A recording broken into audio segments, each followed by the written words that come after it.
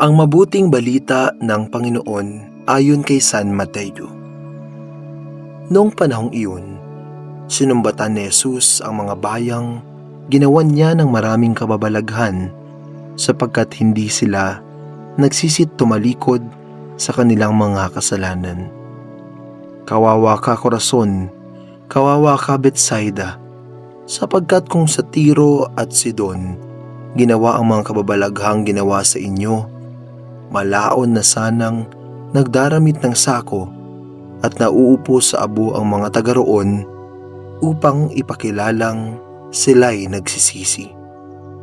Ngunit sinasabi ko sa inyo, sa araw ng paghukom ay higit na mabigat ang sasapitin ninyo kaysa sasapitin ng mga taga Tiro at taga Sidon. At ikaw, Capernaum, ibig mong mataas hanggang sa langit?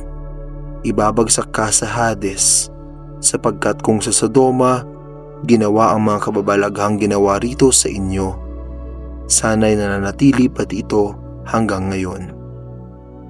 Ngunit sinasabi ko sa inyo, sa araw ng paghukom ay higit na mabigat ang ipaparusa sa inyo kaysa dinanas ng Sodoma.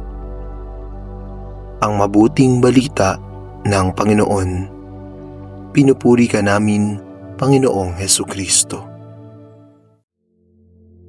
Sinumbatan ni Jesus ang mga bayang ginawan niya ng maraming kababalaghan sapagkat hindi sila nagsisit tumalikod sa kanilang mga kasalanan.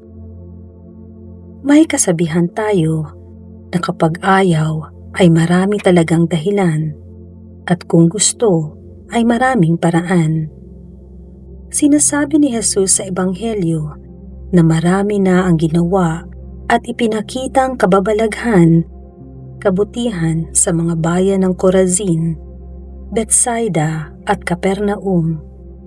Pero sa kabila ng lahat ay hindi pa rin sila nagsisi at tumalikod sa kanilang mga kasalanan. Kung sarado talaga ang puso, minsan kahit anong gawin ay hindi nito makikita ang tama at totoo. Kapag matigas talaga ang puso, hindi ito magbubukas para tanggapin ang pag-ibig ni Jesus na siyang tunay na tutulong sa pagbabago ng kalooban. Iyon naman ang nais talaga ni Jesus, ang matulungan tayo, pero nasa atin kung magpapatulong tayo. Laganap at sagana ang pagpapala ng Diyos sa kapaligiran at sa buhay mo. Buksan ang mata at ang puso at makikita mo ang mga ito.